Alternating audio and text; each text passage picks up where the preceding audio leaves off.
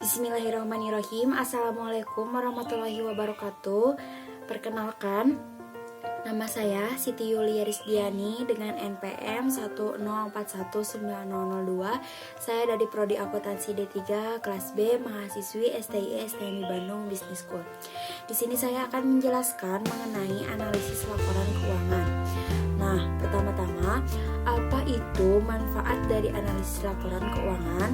Nah, manfaat dari analisis laporan keuangan ini diantaranya untuk mengetahui kelemahan-kelemahan apa saja yang menjadi kekurangan perusahaan. Yang kedua, untuk mengetahui kelebihan atau kekuatan yang dimiliki perusahaan. Nah, yang ketiga, sebagai pembanding dengan perusahaan sejenis tentang hasil yang mereka capai. Mungkin itu hanya beberapa manfaat saja, namun masih banyak manfaat yang lainnya. Nah, prosedur dalam analisis laporan keuangan tersendiri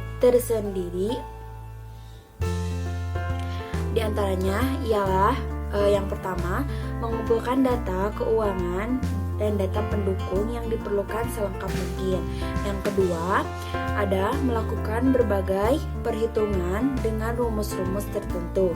Nah, yang ketiga, ada melakukan perhitungan dengan memasukkan angka-angka yang ada dalam laporan keuangan secara cermat dan teliti. Lalu selanjutnya, memberikan interpretasi terhadap hasil perhitungan. Lalu membuat laporan tentang posisi keuangan perusahaan.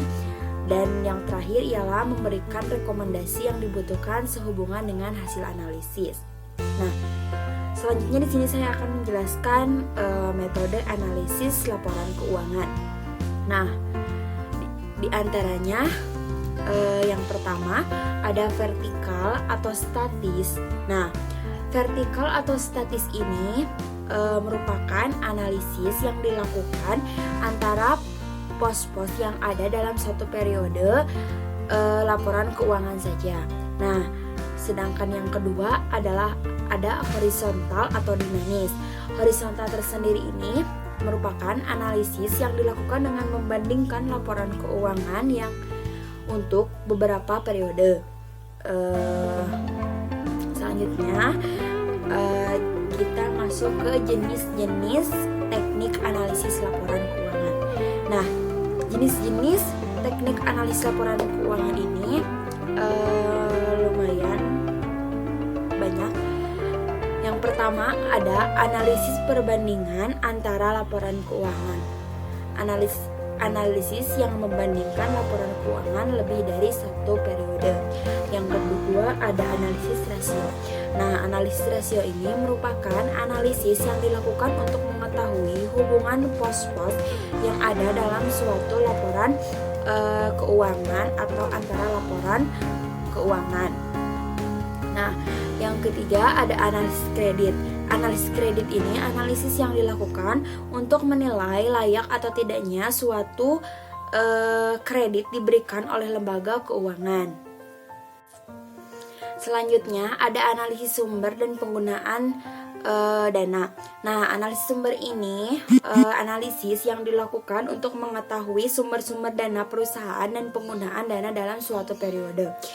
Lalu selanjutnya ada analisis sumber dana penggunaan kas.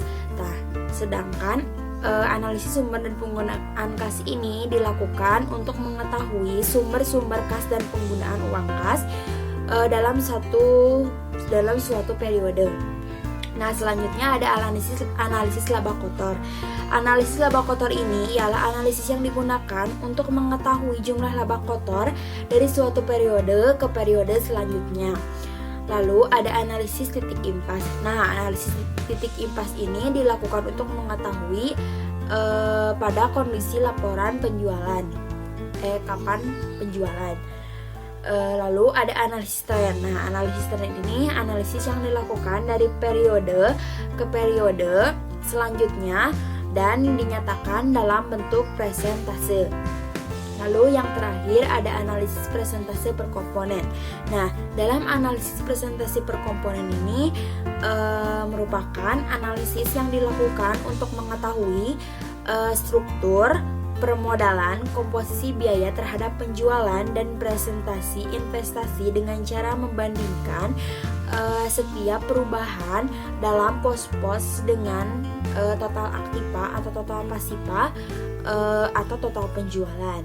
Nah, di antara analisis presentasi per komponen ini terdapat rumus-rumus tertentu. Mungkin cukup sekian materi yang bisa saya sampaikan mengenai analisis laporan keuangan. Mohon maaf bila banyak kekurangan maupun kesalahan. Billahi taufiq wal hidayah. Wassalamualaikum warahmatullahi wabarakatuh. Jangan lupa like, comment, and subscribe. Terima kasih.